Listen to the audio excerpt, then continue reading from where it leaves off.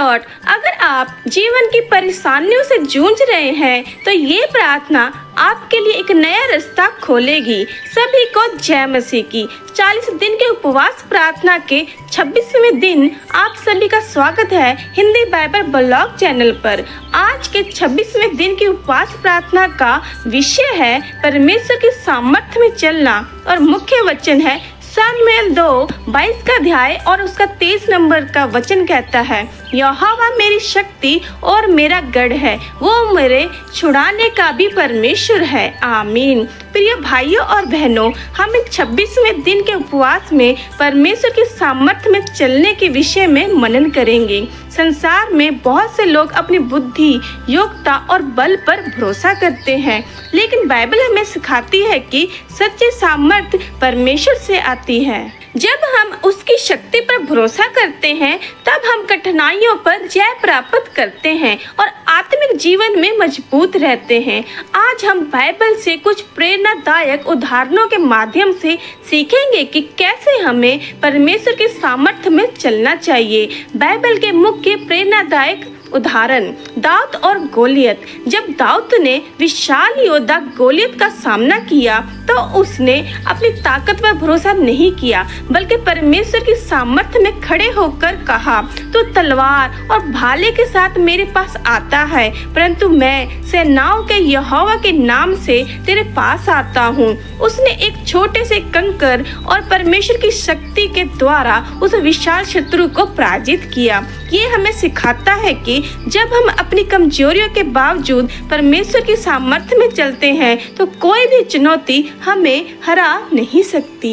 और दूसरी प्रेरणादायक उदाहरण है मूसा और लाल समुद्र। जब मूसा और इस्राएल लाल समुद्र के किनारे खड़े थे, उनके आगे समुद्र था और पीछे फिरौन की सेना। तब मूसा ने परमेश्वर की शक्ति में विश्वास किया और परमेश्वर ने समुद्र को तो भाग में बांट दिया। ये दर्शाता है कि जब हम परमेश्वर की सामर्थ्य में चलते हैं तो वो असंभव को भी संभव कर सकता है। और तीसरी प्रेरणादायक उदाहरण है समोन की शक्ति। समोन ने अपनी ताकत परमेश्वर से पाई थी, लेकिन जब उसने परमेश्वर से दूर होकर पाप किया तो वो अपने सामर्थ्य को खो बैठा। परंतु जब उसने पश्चाताप किया और परमेश्वर से शक्ति मांगी तो परमेश्वर ने उसे पूर्ण सामर्थ्य दी और उसने अपने शत्रुओं पर विजय प्राप्त की। ये हमें सिखाता है कि हमारी वास्तविक शक्ति हमारे बल में नहीं, बल्कि परमेश्वर के साथ बने रहने में है। और हम देखेंगे पौलुस की गवाही से। पौलुस कहता है कि जब वो निर्मल होता है तब वो वास्तव में सामर्थी होता है, क्योंकि परमेश्वर की शक्ति उसमें प्रकट होती है। हमें भी अपने जीवन की कठिनाइयों में ये सीखना चाहिए कि हमारी कमजोरी में परमेश्वर की सामर्थ्य हमें संभाल लेगी। प्रिय भाइयों और बहनों, जब हम अपनी लड़ाइयाँ स्वयं लड़ते हैं तो हम थक जाते हैं और हार जाते हैं, लेकिन जब हम अपने परमेश्वर के सामर्थ्य में चलते हैं तो कोई भी शत्रु हमें पराजित नहीं कर सकता। हमें ये सीखना होगा कि अपनी कमजोरियों में भी हमें परमेश्वर की शक्ति पर भरोसा करना चाहिए। परमेश्वर चाहता है कि हम अपने जीवन की हर चुनौती को उसी शक्ति में चलते हुए पार करें। उसकी सामर्थ्य हमारे लिए उपलब्ध हो। हमें बस विश्वास और प्रार्थना के द्वारा उसे ग्रहण करना चाहिए। तो आइए हम सब आगे मिलकर प्रार्थना करते हैं। हे स्वर्गीय पिता, हम आपके चरणों में झुकते हैं और आपके सामर्थ्य को अपने जीवन में पुकारते हैं। आप ही हमारे बल, हमारे चट्टान और हमारा उद्धार करता है। हे प्रभु, जब हम कमजोर होते हैं, जब हम थक जाते हैं, तब हमें आपकी शक्ति पर भरोसा करने की समझ दे। हमें आपकी आत्मा से भर दे ताकि हम आपकी इच्छा के अनुसार चले। जब जीवन की कठिनाइयां हमें दबाने की कोशिश करे, तब हमें याद दिलाएं कि आपने दाऊद को विजय दी, मूसा को समुद्र पार कराया और पौलुस को उसकी कमजोरियों से भी स्थिर किया। हे यहोवा, हमारे जीवन की हर बाधा को दूर कर हमें विश्वास में अटल रहने दे। हमें आपकी सामर्थ्य में चलने के लिए मजबूत बनाएं ताकि हम शैतान की युक्तियों का सामना कर सकें और आत्मिक विजय प्राप्त कर सके। हमें अपनी योजना में बनाए रखे और अपने सामर्थ्य के द्वारा हमें स्थिर करे। हे प्रभु, जब हम कमजोर होते हैं, जब हम थक जाते हैं, तब हमें आपकी शक्ति पर भरोसा रखने की समझ दे। हमें आपकी आत्मा से भर दे ताकि हम आपकी इच्छा के अनुसार चल सके।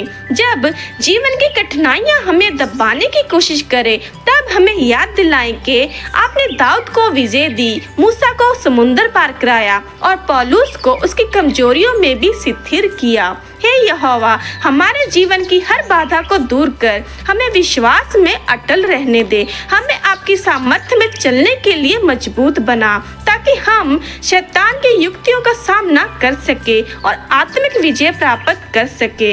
हमें अपनी योजना में बनाए रखें और अपने सामर्थ्य के द्वारा हमें स्थिर रखें। आज हम आपके अनुग्रह और सामर्थ्य के लिए धन्यवाद करते हैं। हम स्वीकार करते हैं कि अपने बल और बुद्धि से हम कुछ भी नहीं कर सकते, लेकिन आपकी शक्ति से असंभव को भी हम संभव कर सकते हैं। जब हम कमजोर होते हैं, जब हम निराश होते हैं, जब हम थक जाते हैं, तब हमें आपके सामर्थ्य पर भरोसा रखने की समझ दे। हे यहोवा, जब जीवन कठिन प्रतीत होता है, जब हम चुनौतियों से घिरे होते हैं, तब हमें आपकी शक्ति में स्थिर रहने दे। हमें वो विश्वास दे जो दाऊद में था जब उसने गोलियत का सामना किया था। हमें वो धैर्य दे जो मूसा में था जब उसने लाल समुद्र को पार किया था। हमें वो सामर्थ्य दे जो शमौन में थी जब उसने अपने शत्रुओं को पराजित किया था। हमें वो साहस दे जो पौलुस में था जब उसने अपनी निर्भरता में भी अपनी शक्ति पाई थी। हे प्रभु, जब तक हम इस संसार में हैं, तब तक हमें आपकी सेवा में लगन से लगाए रखें। हमें आपकी आत्मा की अगुवाई में चलना सिखाएं। हमारे होठों से केवल आपकी स्तुति निकले, हमारे हाथ केवल आपके कार्यों में लगे रहे और हमारे मन में केवल आपकी महिमा बस जाए। हमें ऐसा जीवन दे जो आपके प्रेम और अनुग्रह की साक्षी दे सके। हम अपने परिवार, मित्रों और पूरे राष्ट्र के लिए प्रार्थना करते हैं। हर हृदय आपकी उपस्थिति हो, हर घर में आपकी शांति हो और हर जीवन में आपकी महिमा प्रकट हो। हम ये प्रार्थना यीशु मसीह के सामर्थ्य नाम से मांगते हैं। पिता इन्हें सुने और ग्रहण करे।